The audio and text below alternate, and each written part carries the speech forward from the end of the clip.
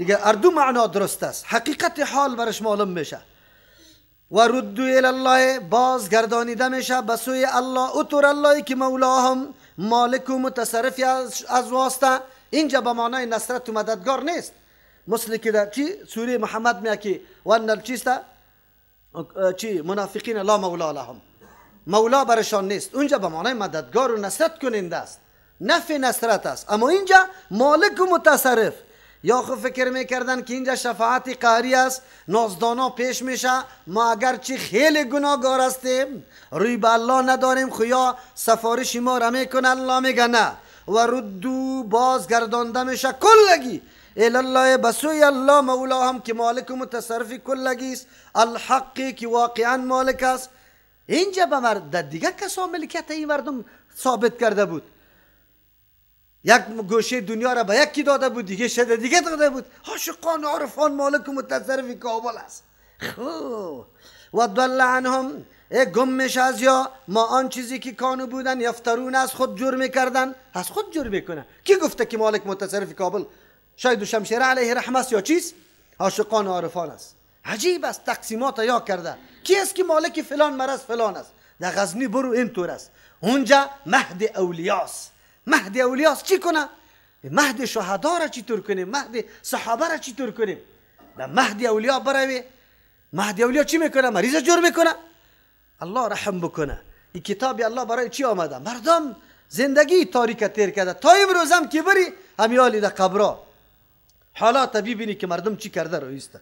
الله اکبر. بگاه یک کلیپ چی رو دیدم، میالی بابا میگه می طرف جلال آباد است که جوان بیچاره را بیادرایش سرش چل جور کرده، او حقی خدا طلب داره رو برده، این دیوانه شده و در زنجیرها بسته کرده شد. عجیب است. چی میگه؟ از مجاورش که پرسان میکنه که چی میکنی سرش؟ نه اینجا بسته میکنیم، باز 40 روز چله خدا بکشه، باز بعد از اگه پریز کرد جور میشه، گره شد باز الله بیخی. عجیب است، این از کجا کشیده؟ مردم اینقدر بی عقل است. یک کلیپ یک دو دانه چی را تلویزیون نشر کرده بود براتون، دمی چی است؟ دینمی تایمانی یک دو دانه کودگر زنا برش رفته، اینطور بختای بختت بسته است، اینی قدر دلار میگیره دلار. این مردم امی دیگه میشلغم، امی مردم چیست بگوی گمراه مزخرف، و امی طور مردمایی که بگوی ساحر و کاهن که یارا مالش بخوره، ایمانش بگیره، تباه کنه، مستحق جهنم بگردانه. چرا؟ یا دشمن کتاب الله و سنت رسول الله، یا دشمن دین هستند. اینمی مردم، اینمی طور مردم ها برش خوب است که یارا هم بکوبه، هم نعوذ بالله تمام چیزایش به یک ما ببره، خلاص دیگه حقیقت دین نداره، آخرام کافر در عقیده شرک بمره، عقیده شرک بره. این قرآن که کسی نمیخوانه، برش نمیشینه، از عقیدت معلومات نداری، طور نگوی که نماز میخوان. 1000 نفر نماز میخوانه، 1000 نفر، اما کدام نماز میخوانه؟ نماز هم مفهومش دفعه میده، میفهمه که حق الله است؟ نمیفهمه.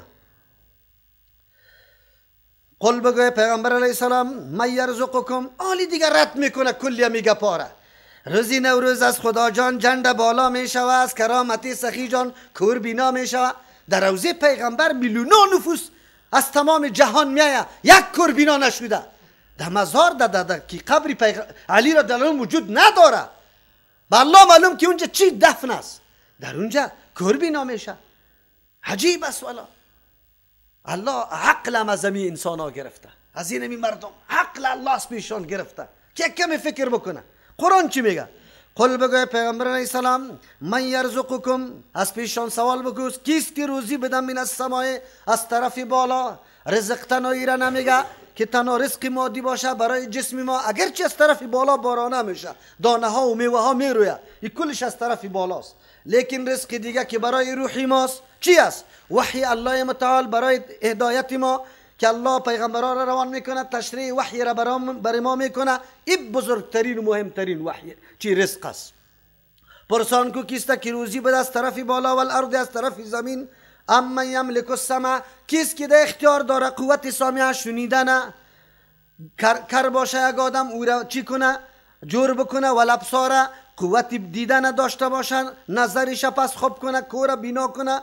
و من یخرج الحی من المیت، کیست که میکشه زنده مرده را، چی زنده از مرده کیست؟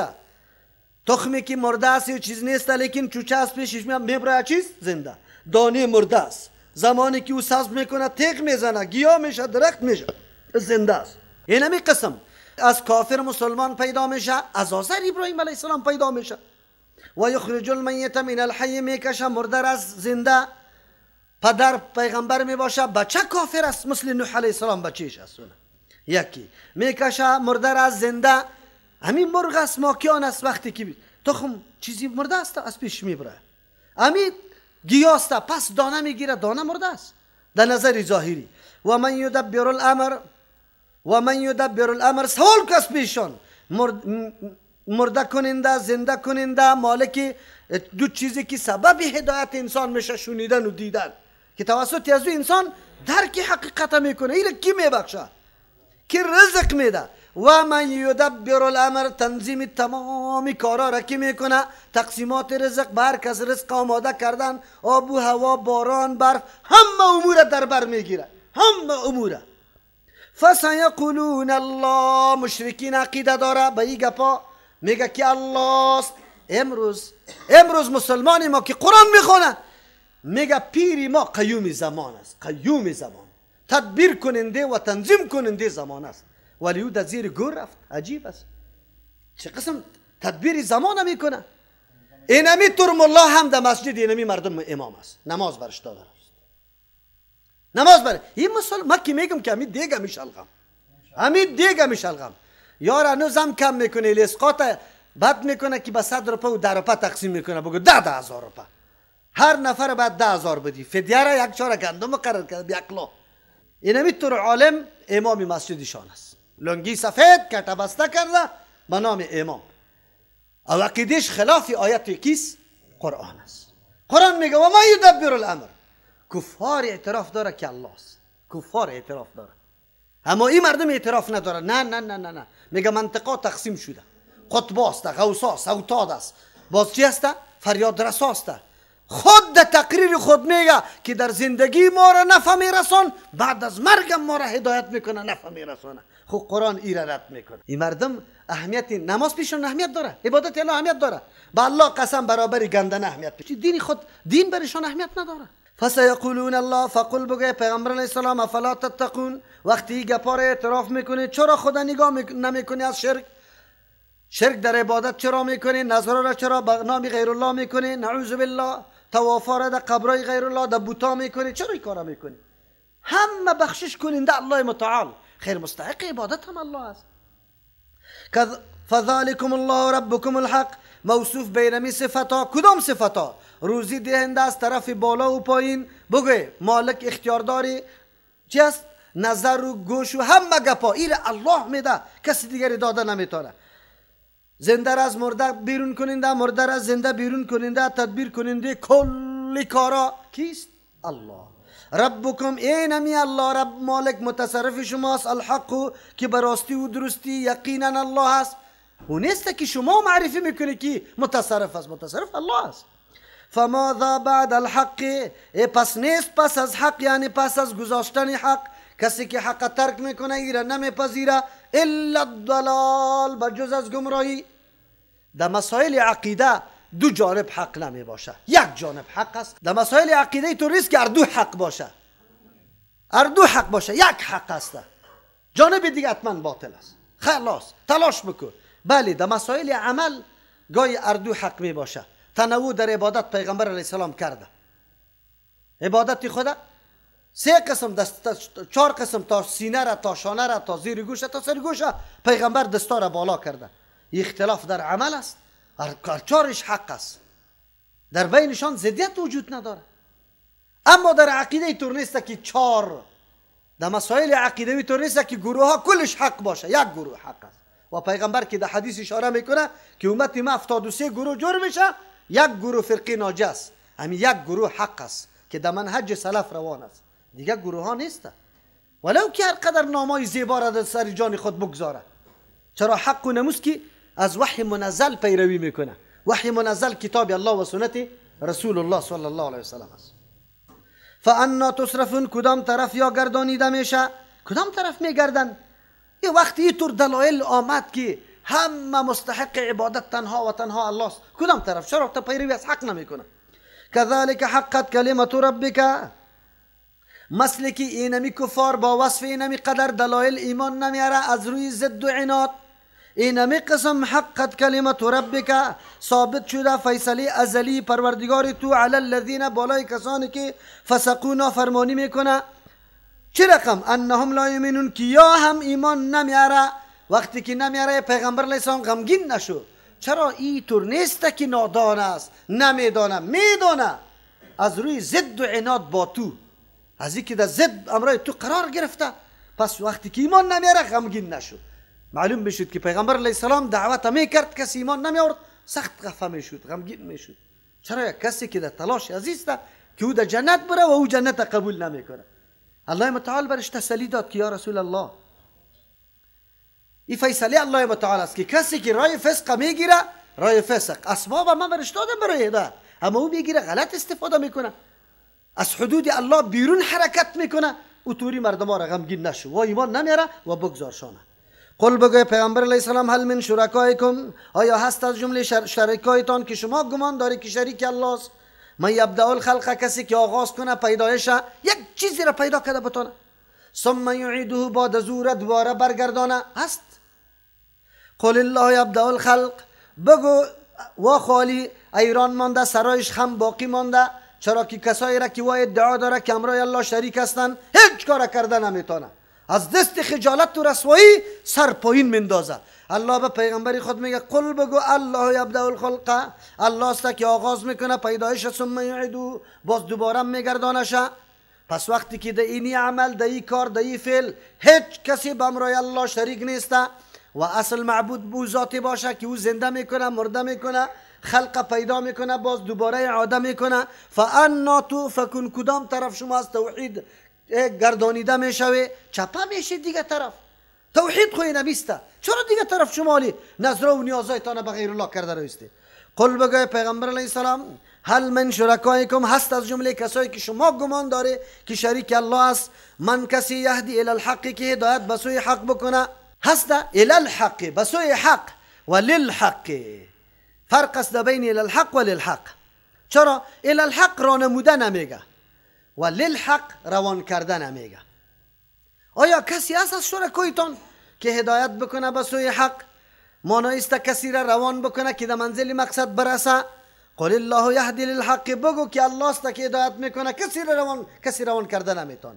بله، انسان یکی ارائت الطریق است، یکی روان کردن سری راه است. ارائت الطریق راه را به کسی نشان دادن، اون نمو راه است، اما روان کردن کاری تو نیست، نمیتونی کسی را روان کنی، تسلط نداری در اونجا. به خاطر که تعلق به عقیده داره، قلب انسان در زیر فشار کسی نمی باشه. از همون خاطر این هدایت کننده تنها الله است. بعد از الله علی دلیل میگیره. وقتی که او خود بیچاره کسی را هدایت نمیتونه، خود محتاج به هدایت است که الله برش توفیق هدایت بده، خیر چطور او را نعوذ بالله برای هدایت خود آدم نمونه بگیره؟ افمن یهدی الی الحق، یا کسی که رسانیده میتونه در مقصد الی الحق، به سوی حق، حق و خیلی لایق است ایتبع، که تابعداریش کرده شوه. اینجا مسئله بوتا متا نیست، این نمی اولیا و ام گپا، کسایی که انسان هست از یاد تابعداری میشه. افمن یهدی، کسی که رسانده میتونه در مقصد الی الحق، به سوی حق، یعنی در مقصد و مطلب رسانده میتونه، حق و خیلی لایق است ایتبع، که تابعداریش کرده شوه، امر اطاعت شوه، قبول امر شوه، اطاعت شوه. اما لا یهدی، او کسی که خودش رایاب نیست، الا ایهدا، مگر که هدایت راهنمایی برش کرده شوه. کسی که در اهتدا خود محتاج است، از او تابعداری شوه، یا او ذاتی که آدم در مقصد میرسانه. فما لکم، چی دلیل است از شما، چی شده شما را که همی قدرم تمیز و فرق نداره؟ کیف تحکمون، چه قسم فیصله بدون دلیل میکنه، غلط کار میکنه؟ اللهی که شما را هدایت میکنه او را میگذاره، پیغمبر را روان کرده، رای از او را تعقیب نمیکنه، نعوذ بالله رای غلط را پیش گرفته. و ما یتبع اکثرهم، تابعداری نمیکنه اکثریتی از یا الا ظنا، مگر از گمان. محضی در خیالشان آمده که یا نازدانه است، خلاص دلیل وجود نداره. کی گفت که نازدانه است؟ کی گفت که الله سفارش از یارو قبول میکنه؟ امیر سند پیش کنن، نه فلانی نازدانه است و سفارش الله قبول میکنه. قرآن چقدر دقیق نکته ها را اشاره میکنه. بعضی از یا فقط تابعداری خواهشات نفسانی است، از معبودای غیر الله هم نیسته. بعضی دیگه که گمراه شده راههای دیگه، انگیزه های دیگه وجود داره، تابعداری خواهشات هم میکنه، کلش تابعداری بزرگای خدا نمیکنه. الا ظن ان الظن لا یغنی من الحق یقینا، گمان خود دلیل نیست، اگر دلیل شرعی باشه در عقیده کفایت نمیکنه. ان الظن یقینا گمان لا یغنی دفع نمیکنه من الحق در مورد حق، یعنی مسائل عقیدوی شیئا ادنا فایده نمیرسانه. چرا؟ به خاطری که در بخش عقاید ظن کفایت نمیکنه، بعد دلیل قطعی موجود باشه. این ظنا مردم ما چی ظن داره؟ زیارت ها را به کدام ظن؟ هر کدامش تعیین کرده یا نه؟ فلانی زیارت برای دندان دردی است. ظن این ظن است یعنی که دلیل داره؟ بگه ظن است. به گمان خود خیال کرده بیچاره زیر فشار تبلیغات مجاوره رفته، خیر و خلاص، دیگه هیچ گپی وجود نداره. ان الله علیم بما یفعلون، الله خوب میدانه به او کارهایی که مردم میکنه. الله را گذاشته از الله سوال طلب نمیکنه، حاجت و مشکل خود از الله طلب نمیکنه، در حالی که الله میگه ادعونی استجب لكم ان الذين يستكبرون عن عبادتي سيدخلون جهنم داخرین. که از الله سوال نکنی الله سرت غضب میکنه، از الله نمیخواه، رفته در قبرای استاد هستن. بی الله میگه من میدانم کیا کدام کار کرده رایست. اینطور مردم آره یک پاچا همیجا باشه و خود اعلان میکنه که مردم پیش روی من کسی دروازه است، پیش روی کسی بند نیست و هر کسی اجابت میکنم چیزی که از من میخواه. و تو آلی رفته به یک کسی که خود محتاج به پاچاست. خود محتاج به کس؟ آلی که پیش از او رفته پاچا کار میشه یا نمیشه که خو این خزانای مرا بیبی، این نه پیردار نه کدام راگیر نه هیچ چیز وجود نه، مرا گذاشته رفته دوی استاد شده. الله قطعت میفهمه. و ما کان هذا القرآن ان یفترا من دون الله، بله راهی آلی دلیل ظنی کفایت نمیکنه برای عقاید. خیلی کدام چیز کفایت میکنه؟ قرآن کفایت میکنه، پشت قرآن بری. چرا که قرآن راهنمایی میکنه شما را، راه زندگیتونه، طریق عبادتتونه قرآن براتون بیان میکنه. نه قرآن هم ساختگی یک انسان است. الله جواب میده و ما کان هذا القرآن ان یفترا، نیست قرآن کریم که جور کرده شوه من دون الله بغیر از الله، کسی از جان خود جور کنه. ولکن تصدیق الذی، لیکن این قرآن کریم تصدیق است، تایید میکنه الذی امو کتاب بین یدیه که پیش ازی پیش تیر شده. چرا که در او کتاب حقانیت اسلام، این نظام پیغمبر علیه السلام ذکر شده و همون نشانه ها عالی مکمل نمایان است. پس تایید همون خبری کتابای سابقه را کرد. و تفصیل الکتاب، بیان کننده کتاب است، یعنی این قرآن کریم بیان کننده کتاب است. مراد از کتاب اینجا چیست؟ کتابای سابقه که کدام مسائل عقیدوی، برنامه های مثبتی که برای تمام انسانیت داشت، کلش قرآن قطعی از موافق است، هیچ نوع تضاد دو دیده نمیشه. در طریق منهج عمل شاید یک چیز اختلافات موجود باشه، اما در اصل مسائل عقیدوی و اساسی که سبب رشد جامعه میشه، قرآن و کتابای دیگه با هم اختلاف نداره. لا ریب فیه کتابی است که هیچ نوع شک و شبه نداره. بله تورات و انجیل هم کتابای آسمانی است، لیکن شک و شبه در موجود است. پیروان خودش قائل به است که اصل کتاب نیست. من رب العالمین، کتاب نیست که خود ساخته باشه. چرا؟ حتما چیزی را آدم مشاهده میکنه اگر کسی خود ساخته باشه، از جانب پروردگار کل مخلوقات است. و ذاتی را روان کرده که مالک و متصرف کل مخلوقات است. پس از این پیروی بکنی که حق براتان معلوم شود. ام یقولون افترا، بلکه یا میگه که قرآن خود جور کرده، یا اعتراض داره، انتقاد داره، پیش کنه. خیر قل بگوی پیغمبر علیه السلام فاتو بسورت، بیاری یک صورت مثلی با مثل قرآن کریم، در فصاحت، بلاغت، حسن تردیب، صداقت اخبارش، چیزای غیبه که خبر میده، جاذبیت ازی یکی روح چیسته، عقل انسان هم کامل متاثر میسازه. بیاری پیدا کن یک کلام شما هم جور بکنی. شما هم فصیح و بلیغ مردم است. اینا میگی شما که نعوذ بالله خود ساخته است. ودعو من استطاعتم، طلب کنی کسی را که شما توان داره، من دون الله بغیر از الله، علمایتان، کلانایتان، شاعرایتان، هر کسی که خیلی زیاد چی داره بیاری طلب کنیش، نه با مثل قرآن کریم یک صورت جور کنه. من دون الله بغیر از الله ان کنتم صادقین، اگر در دعوایتان راست استی که قرآن ساخته بشر است. شما هم بشر بیار یک صورت شما جور کنی. پدری کس جور نمیتونه. این معجزه جاویدانی پیغمبر صلی الله تا روز قیامت است، خودش چلنج میده. فرق در بین معجزه انبیا علیهم السلام و پیغمبر اسلام اینه میسته. معجزه انبیا در اختیار انبیا بود. موسی علیه السلام عصا را مینداخت، بعد از او اژدها رو میگشت. عیسی علیه السلام تا که زنده بود دعا میکرد، در کالبد چیست دعا میکرد که روح انداخته شود. اما معجزه رسول الله صلی الله علیه و سلم خود چلنج میده، خود در کلگی هیچ یک مسلمان موجود نباشه، قرآن خود چلنج میده به مردم که بیاید اگر اعتراض داره که کلام بشر است شما جور کنید. بل کذبوا بما لم یحیطوا، بله اصلی گبی نیست. علت انکار کردن از قرآن و نسبتش به سخن بشر کردن، این علتش این نیست که یا راستی به این عقیده داره. اصل علت است که مقصد قرآن درک نکرده بیچاره. امو مثل عربی است، الناس اعداء لما جهلوا، مردم دشمن برای چی است؟ آن چیزی که علم سرش نداره، قطعی دشمن می باشه. امو پیرزن میگه کدام بازی پاچا رفته بود در خانه از او دبام، او را ماکم گرفته بود، سعی میکرد که نولش کج هستی خدا نخورده نمیتونه، گرفته بود قطعیش نولش پرانده بود، باز پنجایش سعی کرده بود که اوه ای خو خیلی طور کنج هستی بسیار تکلیف میابه، پنجایش هم کنده بود، در حالی که باز خو همین نول و پنجه است که شکار میکنه. خو لیکن پیرزن بیچاره از این معلومات نداشت که چه حکمت داره. عجیب است. حالی هم همونطور است. این قرآن علمی از جا احاطه نکرده. چقدر واقعیت قرآن حالی برای ما بازگو میکنه که از قرآن کی فرار میکنه، کی قبول نداره.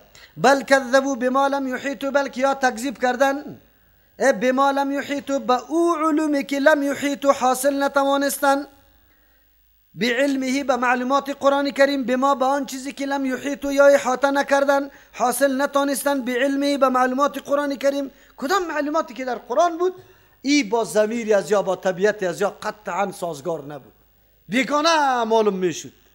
از او خاطری را رد میکنن، تکذیب میکنه. امروز قرآن کی تکذیب میکنه؟ قرآن خو بیان میکنه، به سوی توحید مردم هم میکشانه. پیر صاحب فرار میکنه از قرآن. ترجمه قرآن که کدام جای شروع میشه پیر صاحب مریدای خدا میگه ترجمه قرآن نره. چرا که در ترجمه قرآن برای خو میفهمه حقیقت که ما با پیر سجده کنم یا با الله، پیر مشکل کشا بدانم یا الله را مشکل کشا بدانم، کدام میشه؟ این را درک میکنه، واقعیت میافه. زمو خاطر میگه اوش کنی در قرآن، در ترجمه قرآن نه. مشرکین هم اینطور بود، معلومات واقعی قرآن واقعی درک کرده میتونست، از هان سطحی سرسری.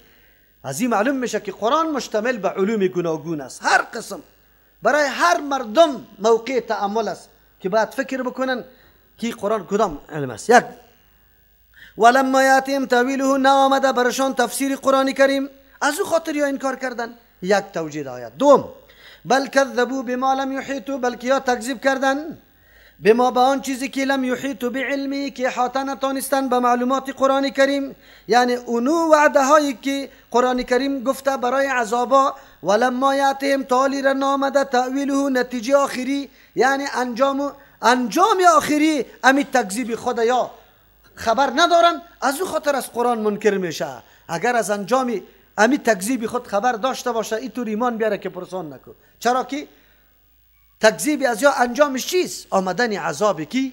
الله متعال. کذالک کذب الذین، اینمی قسم نسبت دروغ کرده بود و کسانی که من قبل این پیش از یا بودن. واو میطور بود یا به مثل از واریست. معلوم میشه که جهل سرچشمه تمامی بدبختی هاست. اگر مردم شرک میکنه سرچشمش کیست؟ اگر بدعت میکنه سرچشمش چیست؟ اینمی علمایی که میلاده موجب ثواب میدانه فهمی دقیق از نصوص قرآن و حدیث نداره. اگر داشته باشه دمی یک لحظه درک میکنه که بلی بدعت است. و همو حدیث رسول الله صلی الله علیه و سلم سرش من عمل عملا لیس علیه امرنا فهو رد، من احدث فی امرنا هذا ما لیس منه فهو رد. مکمل سریزی صادق است. اینمی لیکن چیسته که یا درک نداره. معلوم شد که جهل در حقیقت سرچشمه تمامی بدبختی هاست. خیر کی میتونیم مبارزه با این گپا بکنیم؟ من دوستا را همیشه میگم که شما درس شروع کنید، تعلیم شروع کنید. جوانا را شما را مطالبه نکردم که یک حلقه داشته باشه، یک حلقه اطفال درس بگوی. و معلومات حاصل کنه انشاءالله، ذهنشان روشن میشه، ماحولشان روشن میشه، محیطشان روشن میشه. باز نخواد که در چاهای مزخرفات بیفته و برد از زیر چی یک انسانی که او هم در تشناب میره برای از او سجده بکنه، قطعا نمیکنه. افسوس است که علم شایع نشده، قرآن زیاد نشر نشده بین مردم. قرآن کتاب چی بسته کشه در سری طاقبان.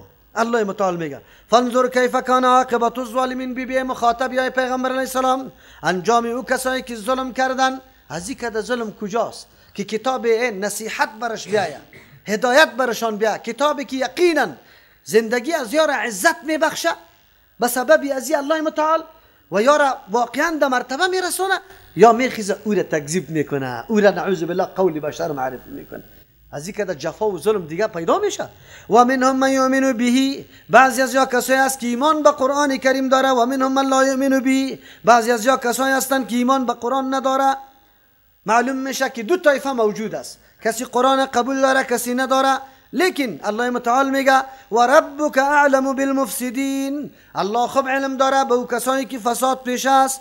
مفسد کسی است که انکار از قرآن میکنه، از برنامه های قرآن میکنه، قرآن نعوذ بالله کتاب هدایت نمیدانه، قرآن کتاب ثواب تلقی کرده، نه برای از اینکه این نظام حیات و زندگی مسلمان است. امروز همینطور مردم ها هسته که دموکراسی را رشد داده علیه قرآن کریم. شکی در اون نیست که کسی دموکراسی را ترجیح بده در کلیش ایمان باقی نمیمانه، کافر میشه ولو که نامش هم خب زیبا مسلمان هم باشه، قطعا شده نمیتونه. چرا که قرآن این کتابی است که رشد میده و کتاب هدایت است. سبحان ربک رب العزت عما یصفون و سلام علی المرسلین والحمد لله رب العالمین.